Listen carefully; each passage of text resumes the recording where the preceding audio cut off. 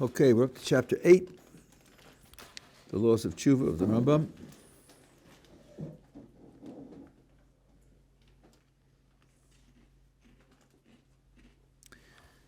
Eight and 9 are talking about the ultimate reward for living a good life. In chapter 10, we'll talk about what it means to live a good life. The good that is hidden for the righteous is the life of the world to come. Although this will be qualified a little bit in the beginning of chapter 9, this is a very rich statement. First of all, that good that the righteous will receive is hidden. So that means we're not able to describe it in specific terms. We're not able to experience it, to appreciate it. It's hidden. And it's not in this world. It's not under these conditions. Not as if there's a hidden piece of geography where the Garden of Eden is still sitting, and if you made it to northern India, you'd find it there. And it's for the righteous. Now remember that his definition of righteous is one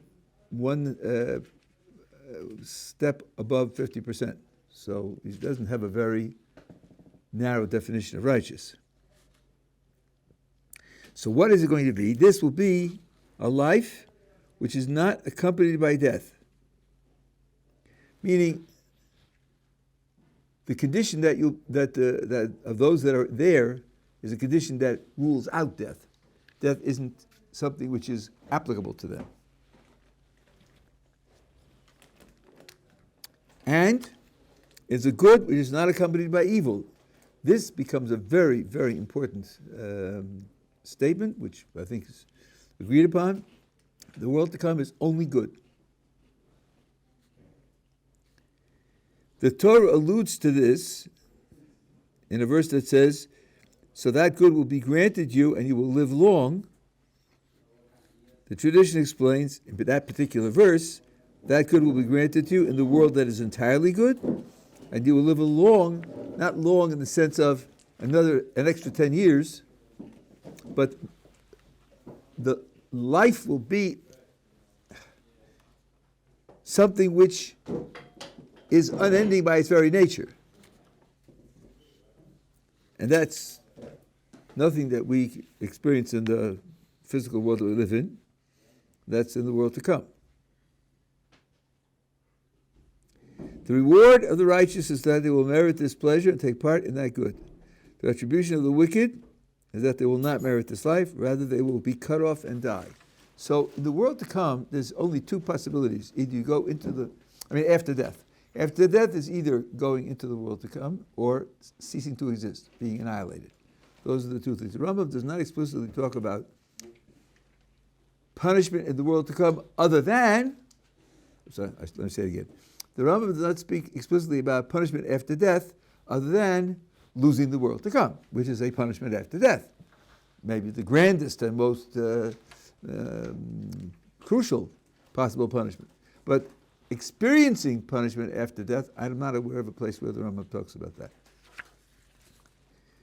So whatever happens in this world, what's called the reward is the status of the person in the world to come, and either you get the world to come or you lose it and simply cease to exist. Whoever does not merit this life is truly dead and will not live forever. I think what he's coming to exclude here, and this introduces a subject which was quite controversial, there is something called resurrection of the dead. Resurrection of the dead means that people died 1,000 years ago, 2,000 years ago, this year, next year, and there'll be a period of time in which they will come back into this world with a body. The body will be resurrected, and that the soul will be reassociated with that body, and they will come back to this world in full human form, soul and body together. So that means their being dead now is only temporary, because that's going to be reversed. but it will reverse to be reinstated in the same form that we have now, soul and body. That's not what happens in the world to come. As he's going to say, in the world to come, there's only the soul. No body at all, just soul. Souls don't die. It's not given to the soul to die. It can be annihilated by God, but it doesn't die. The body dies. Everything physical develops and deteriorates and is recycled by disintegration. But since in the world to come there's only the soul, which is entirely not material, therefore death doesn't apply to it. It's not something which can spontaneously simply wear out and disintegrate. So that's why he says they're truly dead. Those whose souls don't make it into the world to come simply cease to exist and they're gone, as against people who die in our world who can come back in the resurrection. I should just mention, because this was historically a gigantic controversy, we've been reading through the chapters, and here he doesn't mention the resurrection, and the coming material doesn't mention the resurrection. There was an impression created that Maimonides denied the resurrection. And in fact, the head of a yeshiva in Baghdad wrote a pamphlet condemning the Rambam because he denied that principle of the resurrection. The Rambam wrote a response, Ma'amar al Tchiyas HaMeisim, it's called, the essay on the resurrection of the dead. He pointed out that in his commentary in the Mishnah, where he expressed the 13 principles of belief of the Jewish religion, one of them there is the resurrection of the dead. And in the Mishnah Torah also, in the chapters on Teshuva, he has a list of 24 conditions which can cost a person his position in the world to come, and one of the 24 is denying the resurrection of the dead. So that's in this work. And as he writes there, why did I say there are 24? I could have just given the list and you could have counted them up yourself, you know. It's not hard for you to count the 24. No, I wanted to make sure that if something on the list got lost, people would know what's lost, because the number's at the top and it says 24.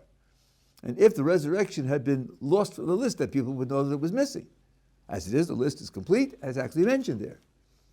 So he says, it's quite hard for me to understand how someone could think that I denied the resurrection of the dead, since I made it one of my 13 principles of fundamental principles of belief. And in these chapters here, which he's reading, it says that denying the resurrection of the dead is something which costs you the world to come. So how could you possibly think that I myself denied it? But he says, in the beginning of that essay, how can I complain? Look what happened to God. Look what happened to the creator of the universe. The creator of the universe put in his book a statement of his unity. The Shema, Hear, O Israel, Hashem, our God, Hashem is one. What did the Christians do? They read it like this. Hear, O Israel, Hashem, our God, Hashem, that's three. Count them again. Hashem, our God, Hashem, that's three, is one. One is three. Three is one, and one is six. But that's the Trinity. We told you that. God himself wrote it in his book. Hashem, our God, Hashem, is three, and then one, which makes three and one. So he said, if God stated his unity, and it could be misunderstood to imply Trinity, how can I complain that someone misunderstood my writings and thought that I denied the resurrection of the dead? But it's about on a par. Anybody who reads his works and takes them seriously can imagine that he's denying the resurrection of the dead. In these chapters, 8 to 9 here, he doesn't mention it, and we'll talk about why once we see what he says here. But this thought that he denies is simply, an incompetent thought. Okay, we're together? All right, fine. So now he says, this is the intent of the term karet, or kares in the Torah, which means be cut off. That soul shall surely be cut off. Certain crimes carry with it the punishment of kares. And the Rambam comments on the way in which the terminology is used in the Torah, based on the repetition of the verb, because in some verses it says, he kares, ti kares, which doubles the verb. Usually, in biblical style, when you double a verb, that means to give it special emphasis, special strength, special generality that covers all possible cases. That's what happens when you double the verb. The oral tradition explains what the doubling of the verb to be cut off means. It means be cut off in this world and be cut off in the world to come. Cut off in this world means you die earlier than you otherwise would have died, which takes you out of this world. And the second kares says that you lose the world to come. So it means being cut out of a world. And the doubling of it means that you cut out of this world and out of the next world, both. After these souls become separated from bodies in this world, they will not merit the life of the world to come. Rather, even in the world to come, they will be cut off. Okay, page 2. In the world to come, there is no body or physical form. Only the souls of the righteous alone, without a body, like the ministering angels. Now, I'll just tell you a little bit about the intellectual background for what the Rambam is saying here. It was common in philosophy, and the Rambam follows it to a certain extent. I have to give you a footnote on the footnote. When I said the Rambam follows a principle of philosophy, he didn't follow anything that he didn't analyze and subject to his own critical evaluation and assert on the basis of his own understanding. Nothing that he took from anywhere was because, other than our prophetic sources, was because the philosopher said so. For the Rambam, no philosopher, including Aristotle, had any authority at all. Never ever does he say, well, I don't know, but Aristotle said so, so that's a good enough reason to accept it. He never says that. He explicitly says, I accept what I have examined myself and I have reason to believe. If there's an overlap, it's because Maimonides, with his own investigation, approved of some of the things that Aristotle said. And when he disapproved, he said so straight out. Well, one of the things that they worked with is what's called form and matter in English, Chomer and Tzura in Hebrew. And the idea is that when let's say you take a table, you could talk about the physical shape of the table, and you could talk about what it's made of. Two tables with the same shape, one could be made of wood, one could be made of plastic, and one could be made of iron, and have exactly the same shape. So there, the material is the same, and the form is the same, and the material differs. On the other hand, some tables are rectangular, some tables are round, some tables have irregular shapes. They're all tables, they just have different shapes. So there they could all be made of wood, but the form is different. In this case, we're taking form to mean shape. That's the whole question of what exactly form means, but this is an example of each physical thing is made of, is composed of a form and a material. The Rambam says that in the creation, there's no material without form. You think a lump of clay, or a cloud, or a slug, or a bird. Every one of them has a form. It doesn't have to be a regular form, but it's material formed in a certain way. So material requires form, but form doesn't require material. There are forms that are not themselves material at all. If you want to get just a feeling for the idea, in many philosophical positions, not all, because nothing's true of all philosophical positions, in many philosophical positions, they recognize things that aren't material at all, like, let's say, numbers. The number 6. What's the number 6 made of? Where is it? In Nebraska? Or maybe it's at the bottom of the Atlantic Trench? Or maybe it's on the moon. Maybe we should hunt for it, the number 6. Could you put it in a box? Could you chain it down to the chair? When did the number 6 come into existence? Could you do something to eliminate the number 6? Could you paint the number 6 blue? I hope you feel that these questions are sort of out of place. The number 6 isn't the sort of thing that could be in Nebraska. It's not the sort of thing you could put in a box. It's not the sort of thing you could paint blue, because it's not a physical object at all. Number 6 is something that's abstract, that is, abstracted from the material world. We use it to describe the material world. That's true. We use it, but it itself isn't a piece of the material world. Qualities like blue and square and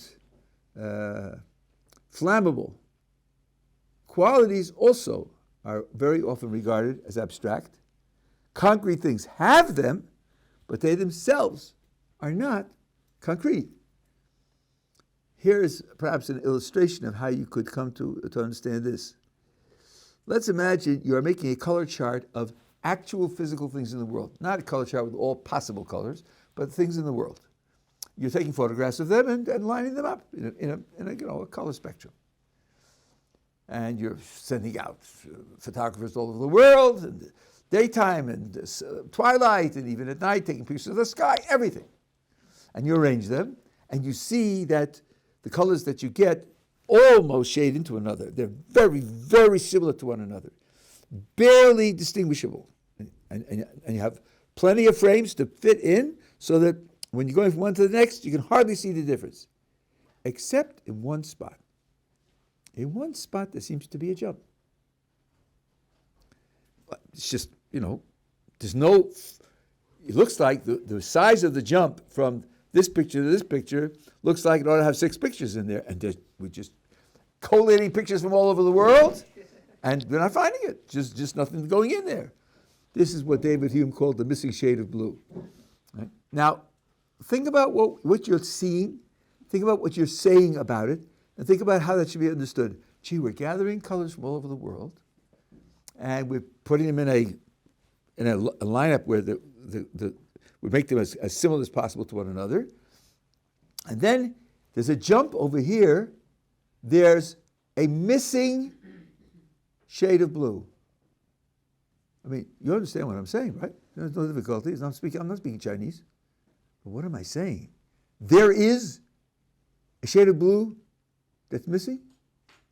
Well, missing means nothing in the world has that color.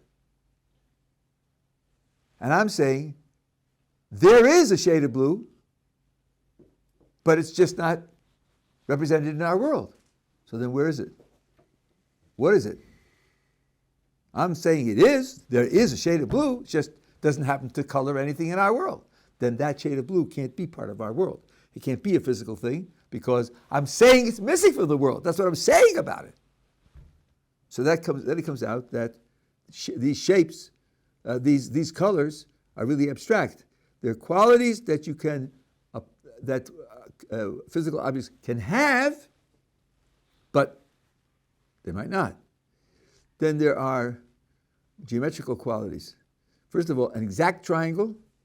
Well, an exact triangle would be 3 lines, each of which has only one dimension, only length, no width and no breadth and no height, and the corners are exactly sharp.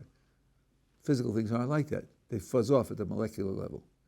And what about a shilyagon with 1,000 sides? Could very well be that in the whole history of the universe, never was or will be a physical object with 1,000 sides. There's a shape called a shilyagon, a regular, plain, closed figure with 1,000 sides, but nothing in the physical world has it. So where is it? What is this shape? Shape is an abstract thing, which physical objects either have or don't have. We use the abstract shape to describe things, but that's still not part of our world. So we do have the concept of things that are beyond the physical world and are real and are objective. Now, here, religious philosophy takes a step beyond that. We're talking about now things that aren't physical, which can act, but have an effect. They do things in the world. That's harder to grasp. I'm not sure that I fully understand it in philosophical terms. But that's what we're talking about. Maimonides says that there are at least two types. There are angels and human souls. They are equally abstract, and the difference between them, which is a tremendous difference in their character, the difference between them is this. An angel, which is an abstract thing, remains detached and separate from the physical throughout its existence. A human soul, which is abstract, just as abstract as an angel, but a human soul is designed to be able to interact with and integrate with a human body. That's what it's created to do. Now, let's just be careful. That means it's created not in a human body. And it's designed to be able to link to a human body and interact with that body and form an integrated whole. But its existence isn't dependent upon the body. It's created separately from the body. And since it's created separately from the body and just associated with the body, that makes room for the Rambam's picture that in the world to come, the body is discarded. And the soul goes back to the condition it had when it was created, independent, and exists for eternity in the world to come, separate from that. Now, that means, since it is abstract in that way, certainly death has no meaning for it. And he says, like the ministering angels, that is to say, after its history of association with a body and acting and living in this world, it then is disconnected from the body and returns to its original being, which is very similar to that of the angels. The difference between the human soul and the angel is that the inner content of the soul is designed to be able to be interacting with the body. Whereas the inner content of an angel is not designed to be able to be integrated into a body. But in the nature of each, they're both equally abstract. There's much more to say about this, but I'm not going to say it now. Maybe I'll get to it. So that's what he says here, that in the world to come there's no body or physical form, only the souls of the righteous alone, without a body like the ministering angels. Since there's no physical form, there's no eating, drinking, nor any other bodily functions of this world, like sitting, standing, sleeping, death, sadness, laughter, and the like. Okay, you can't sit without a body. You can't stand without a body. Sleep, well, sleep comes upon a person because of the state of the body. That's true. Death for sure. Sadness, what does the soul undergo when it's in the world to come? What's going on? What does its existence consist in? At the very least, it does consist in experience. It is experiencing. So, whereas sitting, standing, sleeping, and death are ruled out in principle, because you need a body to do those things, it's not obvious that you need a body to be sad. If you can think and you can feel, if you can feel joy, then sadness isn't ruled out because you don't have a body. If you can feel joy, if the soul experiences joy in the world to come, which everyone agrees is true, then not having a body doesn't prevent it feeling joy. So not having a body shouldn't prevent it feeling sadness. So sadness is something that we'll have to think about. Laughter, well, yes, you need lungs and vocal cords to laugh. So therefore you would need a body for that, and the like. Thus the sages of previous ages, and the Talmud say, in the world to come, there is neither eating, drinking, nor sexual relations. Rather, the righteous will sit with their crowns on their heads and delight, there's the joy that we said is there, in the radiance of the divine presence. From that statement, it is clear there is no body, for there's no eating or drinking. Now, I think you could hear what the Rambam is saying, but not everybody agrees. I just want to let you know that there is another view, and let you know that one could, and actually do, I think it's the Nuki Yosef who says what I'm going to say now. So the sages say there's no eating or drinking or sexual relations in the world to come. Rambam says that means there is no body. You could ask, if they meant there is no body, why didn't they say there is no body? Then you'd know that that's what they meant. It would even be shorter. And you'd know for yourself, if there's no body, then there's no eating and drinking and sexual relations, because those are all bodily functions. Why would they single out these bodily functions specifically? They could have put the point in a clearer, more direct and shorter way if that's what they meant. That's one reaction to what Maimonides says here.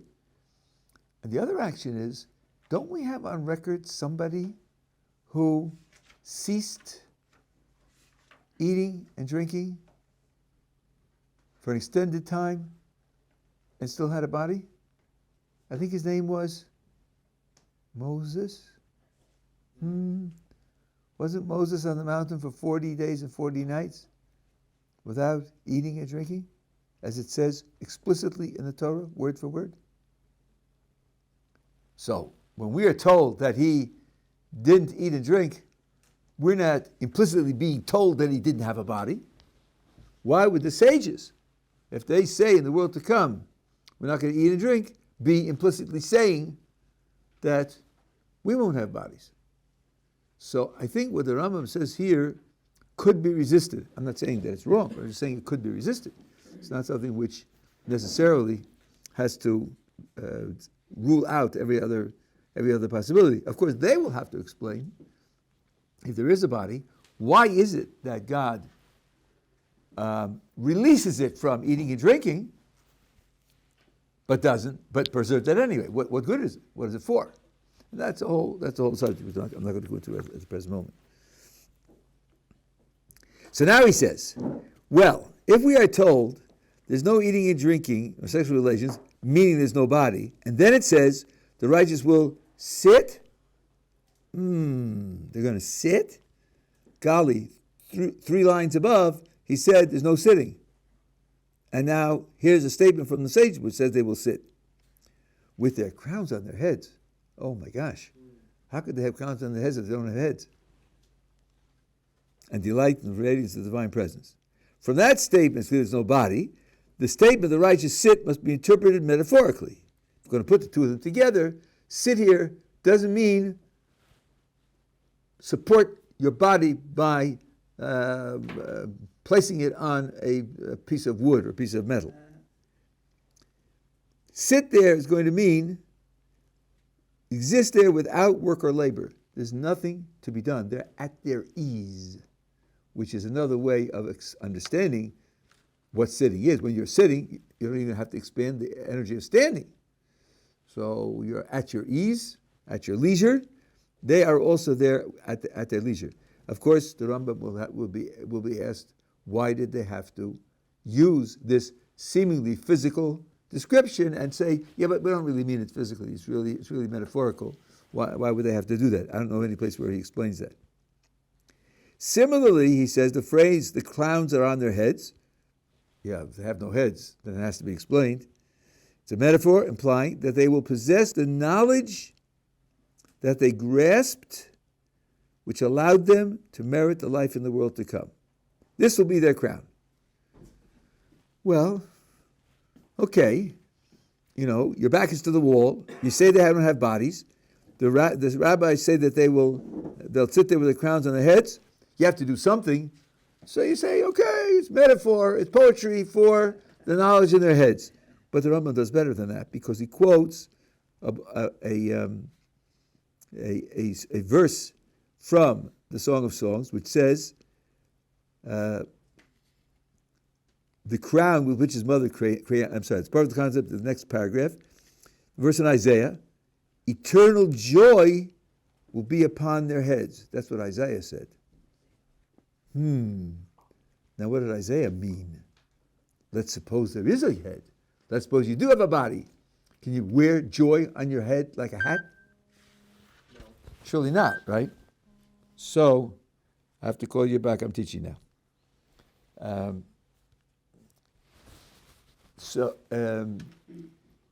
Since Isaiah says the joy will be upon their heads, and he's not talking about, a straw hat or a crown. He's talking about joy being on their heads. The phrase on their heads doesn't mean taking up space and covering the hair. On their heads means that's what will be their great achievement, that will bring honor to them and glory to them, that it'll be a characteristic of the most important element in their lives, like their understanding, their intelligence, their will, associated with the head. So since Isaiah uses that poetry, so then it's perfectly understandable that the rabbis would use parallel poetry. So he's not just, with his back to the wall, making up an interpretation. The verse in Isaiah has to be interpreted that way. On your heads, it's not a physical relationship. So when the rabbis say that they'll be there with their crowns on their heads, that doesn't have to be a physical relationship either. And by the way, there is a fairly widespread attitude that although the words in the Tanakh, the Bible, the Hebrew Bible, often are meant poetically, but when it comes to the rabbis, everything they mean has to mean what it would mean for a 7-year-old who's reading it with a dictionary. No poetry and no intuition and no subtlety. It's got to mean what it means, word for word. And that's just a prejudice. Indeed, the rabbis often copied the style of the Tanakh. Why not? That's the book that God either dictated or inspired. Why shouldn't they copy that style? And they spoke enigmatically from time to time. They spoke in riddles to hide their meanings, just as various passages in the Tanakh also are spoken in riddles. So,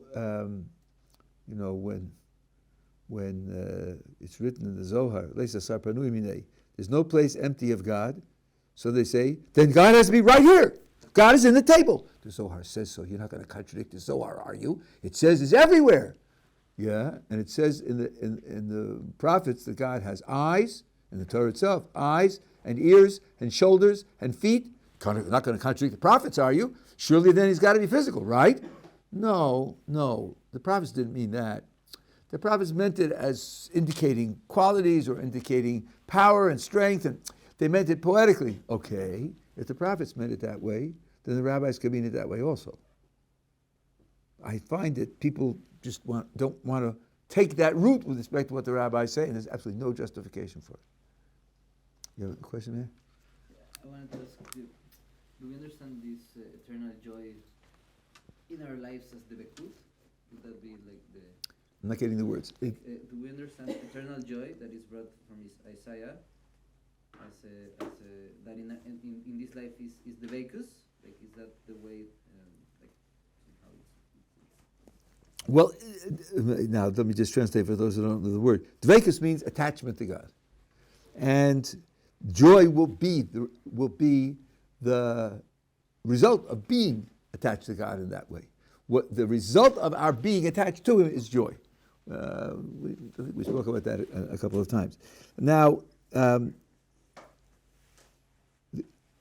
question that I'm not quite sure you intend this, but since a certain, by the way, the Rambam himself said it in chapter 7, I pointed it out, and I remembered who asked me this, where he says, mudbak, the soul will be attached to God. Devik in modern Hebrew is glue. So mudbak or davuk, dvekus, is like being glued to. You can think of it, a molecular glue, really stuck. So the Rambam definitely believes in that concept. It's a classical concept. So now the question is whether a certain amount of connection to God can't be achieved in this world also. Chapter 9, where he talks about the nature of reward in more detail, we'll see some description there which will help us try to sort that out. The normal understanding is, yes, some element of dveikus can be achieved in this world. Indeed, the verses that describe it as happening in this world.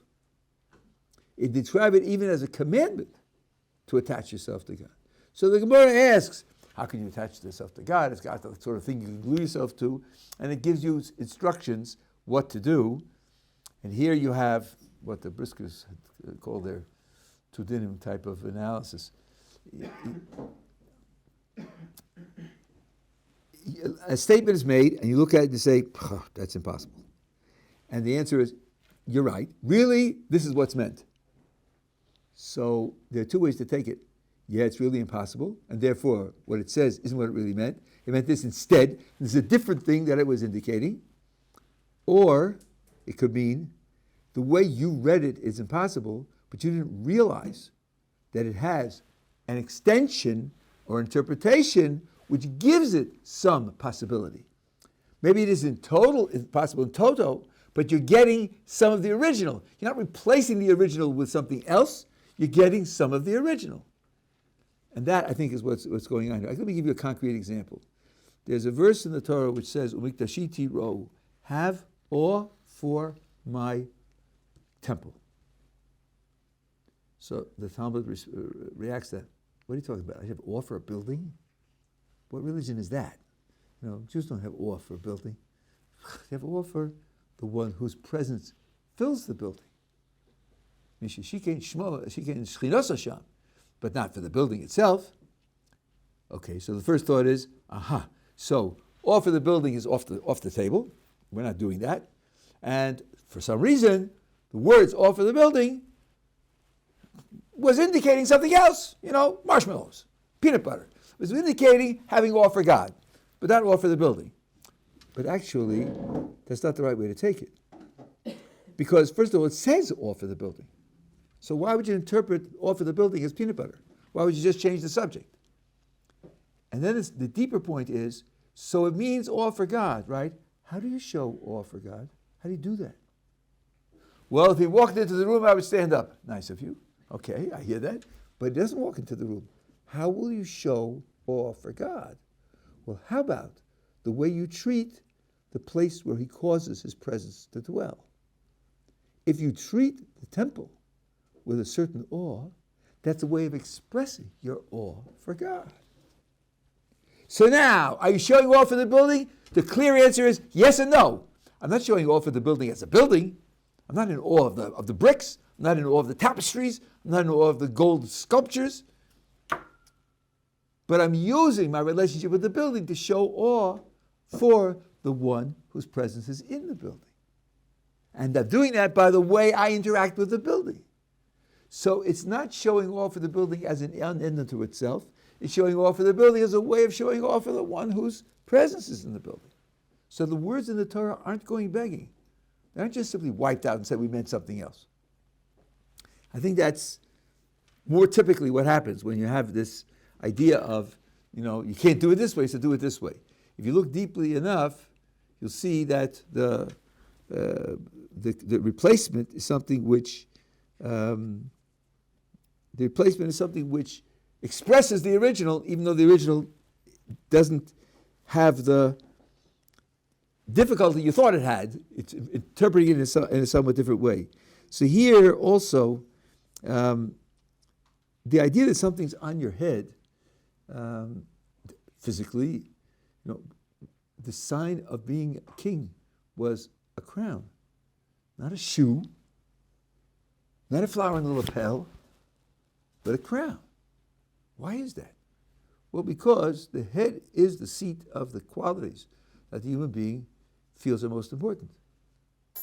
Understanding, will, in modern terms, experience, because a bang in the head means you stop experiencing things. Right? That's far more important than your legs and your arms. No? If you have to choose between losing a leg and going to a coma, is that a hard choice? I think you choose to lose the leg. Going to a coma, you're not there. You're just not there. Your body's there, but you're not there. So associating something with the head means it is of crucial importance and essential to a person's essential nature. That's what's being said. So when it says that the joy is on the heads, that's not like, for example, physical pleasure. No one would put physical pleasure in the head. Physical pleasure has its use, has importance. People have desires for it, but of course, it's characteristic of the body, which isn't essential. Suppose you had to choose between losing physical pleasure and losing joy. That would mean, to a certain extent, if you lost joy, you'd be like an animal. Animals feel physical pleasure. I don't know if there's anything indicating that they could feel joy. Joy galvanizes not only the body, but the mind. What makes something joyful is the idea behind it, the value of it, not just the pleasant sensation. It's a much richer human experience. So you wouldn't associate physical pleasure with the head, but joy you can associate with the head because, again, it's an expression of a person's essence. So now, back to what the Rambam is talking about. They sit there with their crowns on their heads, and they are delighting in the radiance of the divine presence. What is the crown in the head? Says the Rambam, it means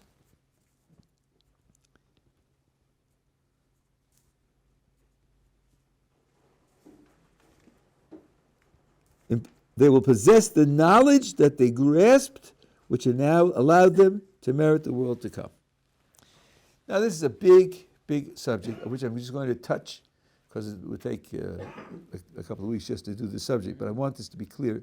I'm in the middle of writing a book now about this, has this material in it. So, first of all, the Rambam is quite clear, in at least a dozen places. The mental connection with the world to come is not your intelligence. It's your knowledge. Your intelligence and your knowledge are very different. Intelligence is your ability to learn. You may be a raw beginner and never use your intelligence, and therefore you don't know anything.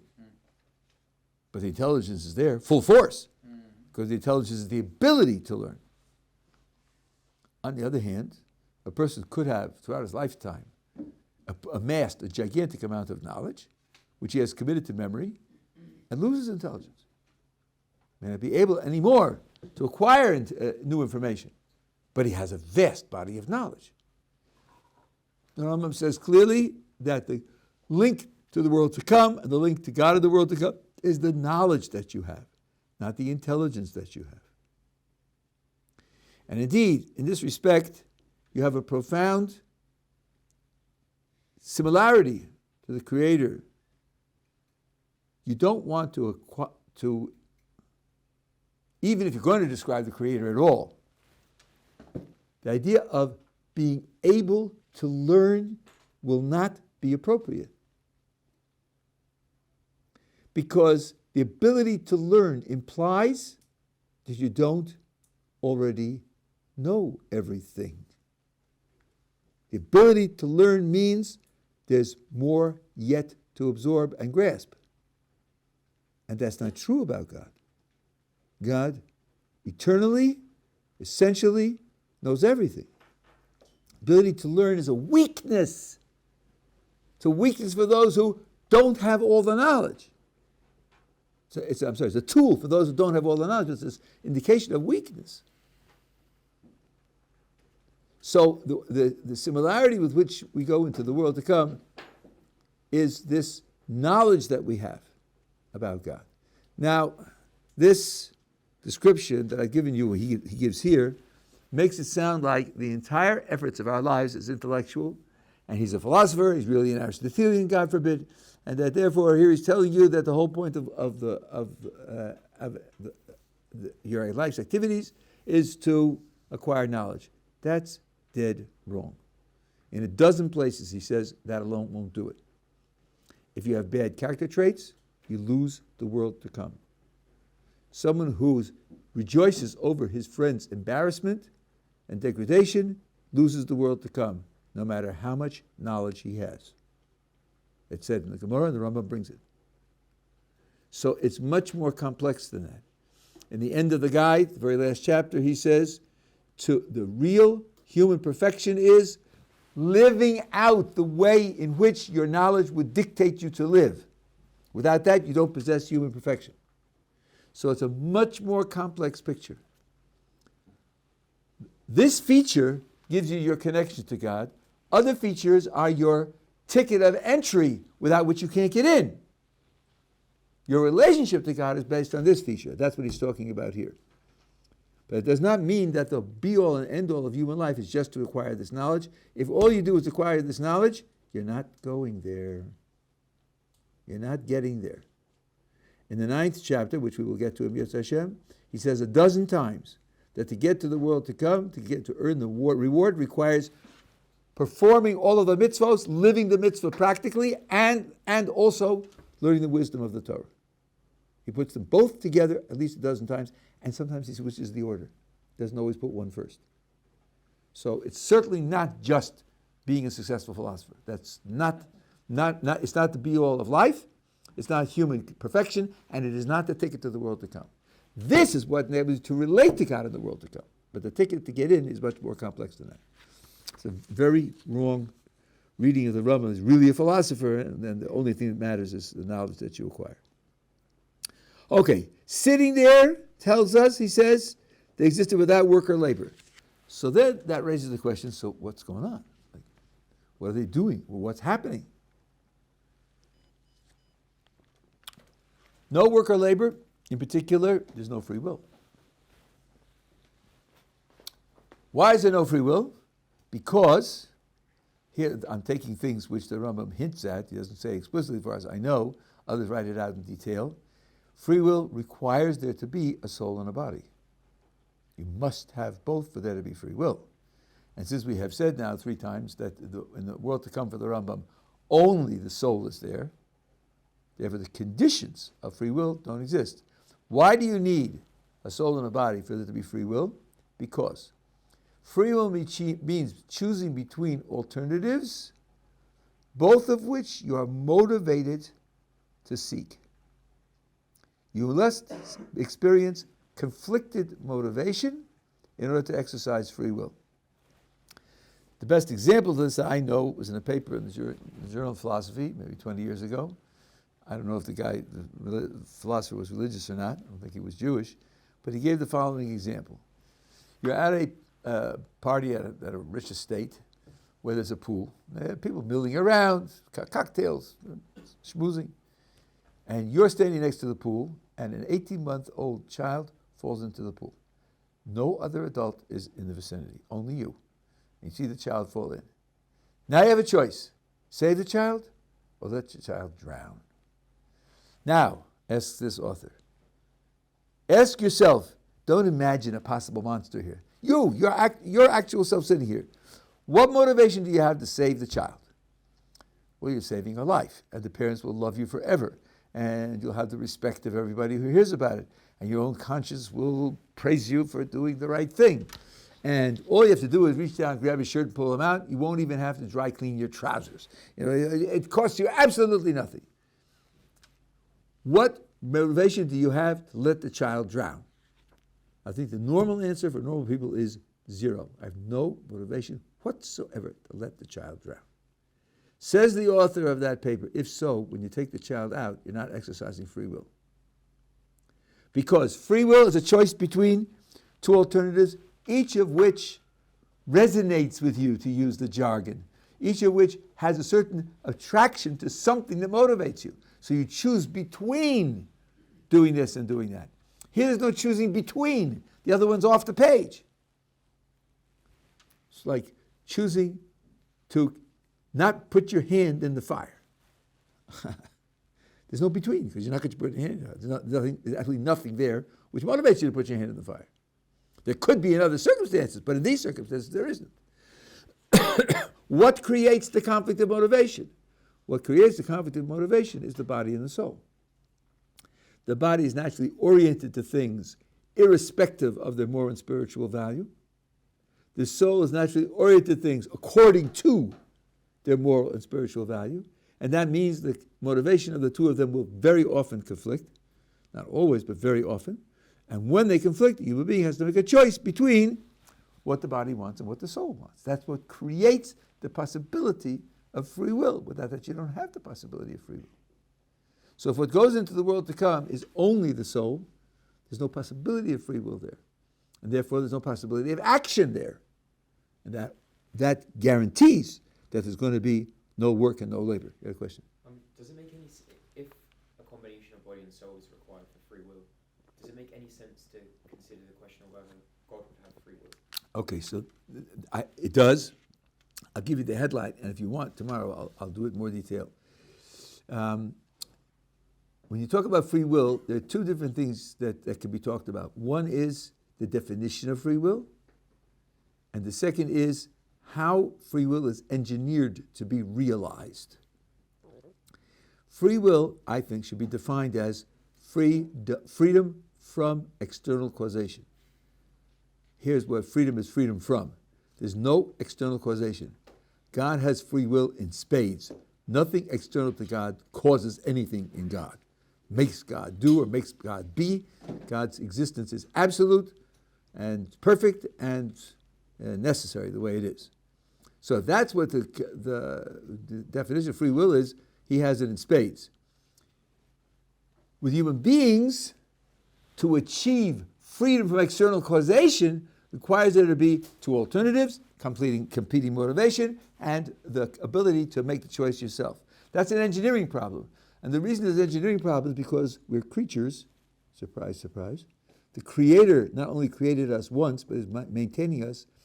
We are smothered in external causation. So the question is, well, my gosh, if external causation is constantly accompanying us, where's any room for freedom? Where's there any niche where something about us could be free from that external causation? Here you have an engineering problem. How are you going to engineer something free of external causation when God's causation is there and smothering everything? That's why you need contrary motivation and alternatives and choice between the alternatives. But the definition of freedom doesn't require it. It's the engineering problem that requires it. We don't share the engineering with God, but we do share the definition with God. That's the short answer to that question. Okay, gang, we're a little bit over time, and we'll pick it up tomorrow.